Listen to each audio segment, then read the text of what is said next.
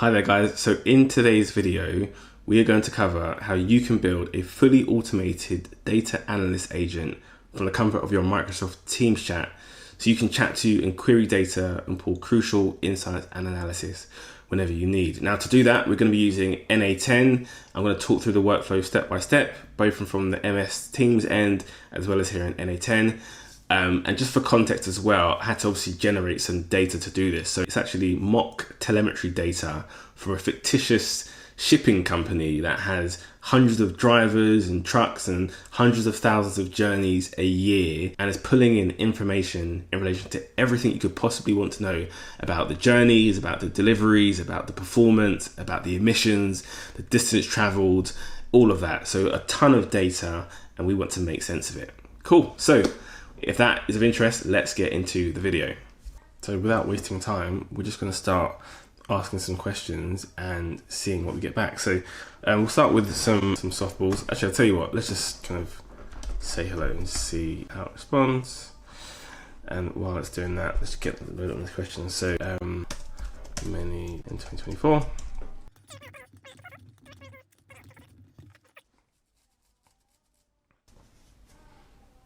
Okay, cool. So it's been pretty concise in the response. In 2024, there were 110,687 journeys.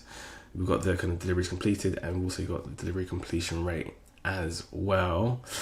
Fine. Okay, let's see if we can start to rank some things. So, can you give me?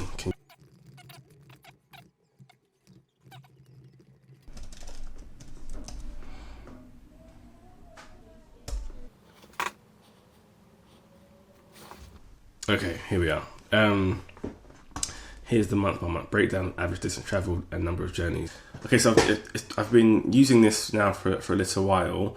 I've just switched over to the app version, so I've got Teams on my phone, and it works exactly the same way. So just wanted to just give a couple of examples of that. It's been working well, so I think I asked a recent question around, based on the data, can you talk about CO2 emissions? And it came back with a really good and thorough response, and gave some suggestions about how that could be improved. Fairly happy with the formatting as well. Let's just kind of ask it a couple more. So let's say which month had the best average delivery? If I can spell. Clearly my typing is not much better by text as it is by typing. Okay. So I'm seeing about, for like really quick transactional questions, like queries, it's coming back in about 20 to 30 seconds. For like questions where it's requiring analysis and it's having to kind of cross-compare different data points, it can take a few minutes sometimes. Now those could be faster if I was using more advanced models of the LLMs, but yeah, that's what I'm seeing at the moment. Okay, let's come back here. November had the best average delivery completion rate at 93.77%. And so one last question I'm trying to ask it is, what was the distance of the longest single journey in the year? Of the year, maybe?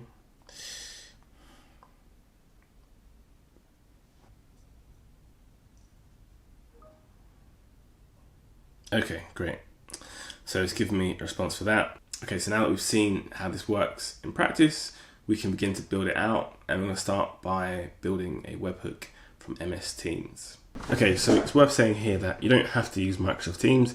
You can use literally any front end. Zoom, Google Chat, Telegram, Notion. You could use a website. You could literally use anywhere where you want to put in information and get information back. I'm using obviously MS Teams in this case. So you're going to go to Power Automate, which is an app within the Microsoft kind of SharePoint universe. If you have the Business Premium package, it will be included. So yeah, you will need Microsoft 365 Business Premium for this. I think if you work in a large organization, you almost certainly have it by default, as long as your admin allows you to use these features. If you're an individual, it costs about 15 quid a month. So you're going to go to create. Well, I'll show you my flows first. So they're really simple. There's 2 flows going each way. Data queries, and this is simply going to, I'll show the flow. It's going to, when a new message is added to a chat or channel, it's going to, that's the trigger, effectively the webhook, and then it's then going to post a HTTP request off to the start of this trigger, and that's going to trigger the scenario. And all it's going to send it is the message ID. You probably can send more. We know you can. If I was to kind of show you this, insert dynamic content, this is what it allows you to send across easily. Conversation ID, message ID, item. I found it got really messy, and I just wanted to send the message ID, get it into my automation, and then from there, once you have the message ID, I can extrapolate everything. So that is literally the automation, which I'm going to show you through in a second. And on the way back, it is simply going to be, very simple as well. When a webhook request is received, and that is going to come from here. So once this sends it back, it's going to receive it here, and it's going to post a message in the chat or channel. Hopefully that makes sense. So how do we create this? Let's go to create. You're going to go to automated cloud flow, name it anything you want. So let's say data chat, and then you're going to search for this. You want to search for this one here. When a new message is added to a chat or channel, not this one. This is actually, I believe it's not actually a webhook. It's going to just send lots of posting requests. You want this one here. When a new message is added to a chat or channel, you're going to create. You're going to then obviously choose, so it can work for a channel or chat. We're going to do chat in our case, and we're going to find the one we want. So I think we'll do it. This one is data queries, and then that is literally, that's that. And then step 2 is simply simple, HTTP. Again, so this is where I thought I could use it freely until I came to this point, and I realized I needed premium. You need the Business 365 premium package, and that will allow you to then send the HTTP requests. And all you're going to do is you're going to copy in. So you're going to open up your webhook node from automation. You're going to copy that, and then you're going to paste that in there. Method is going to be post, and in the body, all you want is the message ID. So we're just going to use JSON because so squiggly brackets, enter, space, and then just have message ID, and then you can then dynamically map that, insert dynamic content, message ID, and then close that, and then that is done. And so as soon as you save it, we can now kind of go back in and build out our actual workflow. So as mentioned, I'll put the blueprint for this automation down in the link below. You can download it for free. So let's take a look at the automation. So we've got a webhook node here. Obviously you want to capture the URL. These are the settings. You can name it whatever you want. Don't need to worry about authentication. You do have an option of doing it using respond to webhook node.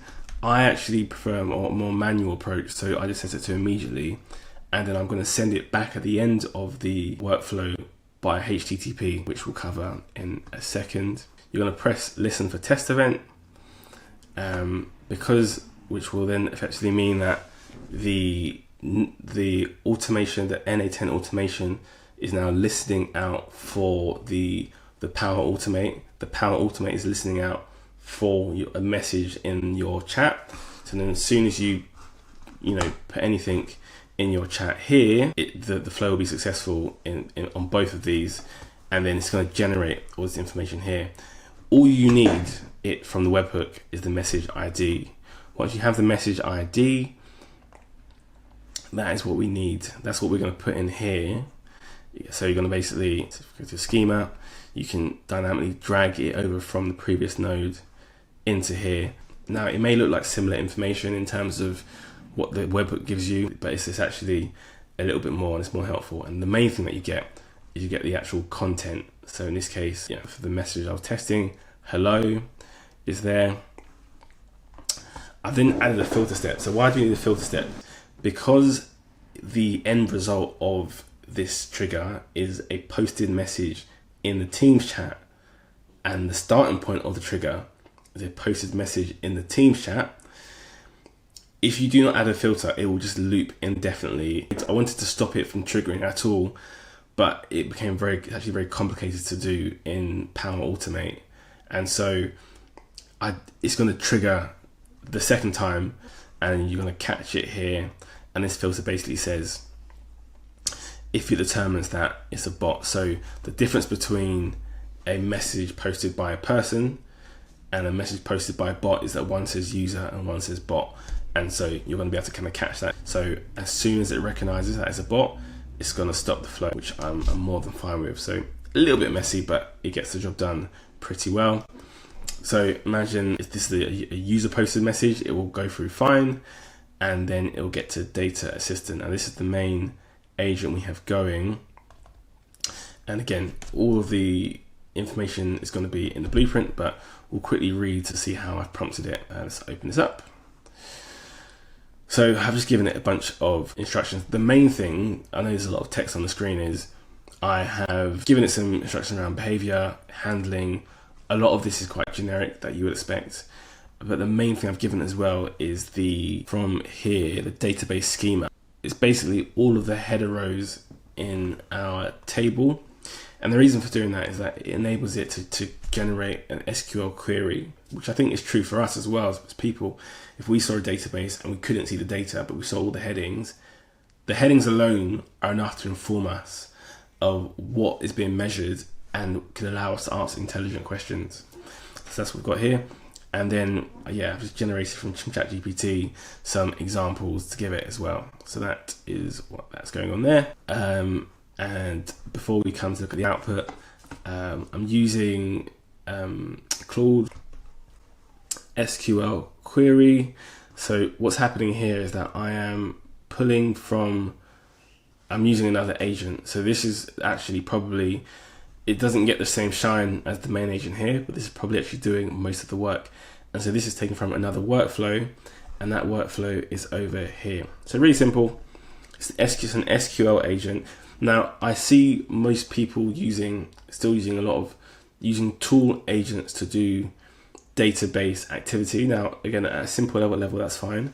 But if you have a really complex or large data set, there's a reason that there's a dedicated SQL tool, because it's going to be able to generate queries really powerfully. So how this all works is, if I just open this up, it's connected to Supabase. I think I'll do a separate video about just how to do this. That's a video in of itself. Hi there guys. So while reviewing this video in the edit, I recognize that not saying anything about connecting your database to N8N would be a bit remiss, given that it is such a big piece of the puzzle, especially if you are quite new to automation. So while I do plan to cover this in detail in another video, I'm not going to leave you hanging. So I'm going to point to another video you can watch. I'll put it in the link below, and that will tell you exactly how to set up your SQL in N8N, and then you can carry on with the rest of the automation. But Supabase, in a nutshell, is just a really easy way to manage like incredibly large amounts of data, as you would if you're using SQL in any other capacity. So that's what it is. So I've given it again a bit of a prompt. I think I've just used the generic prompt, and once it's done its job, it's going to pass the information back to the main data assistant. Okay, so for memory, I'm using Postgres chat memory, which if you follow the previous step, will already be set up, and I'm using it for my subsequent agents as well. It's fairly simple. The main thing just to bear in mind for this is the reference number that it's going to use when it stores it, and for that I've put in the message ID, and that is what I'm using everywhere.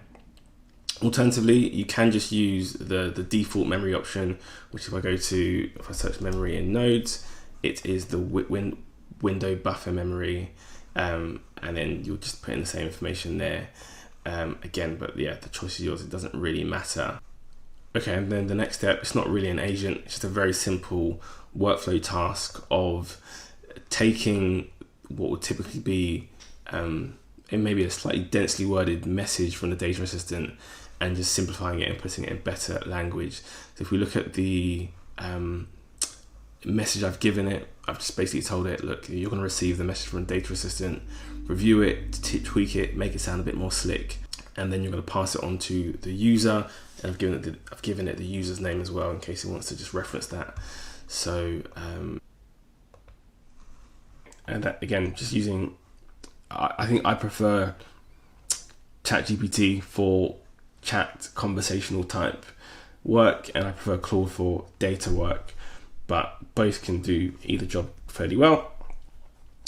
Then I've just got this set function, and all that's just doing is I've just got the output into a set field, and therefore in my HTTP we can then catch that.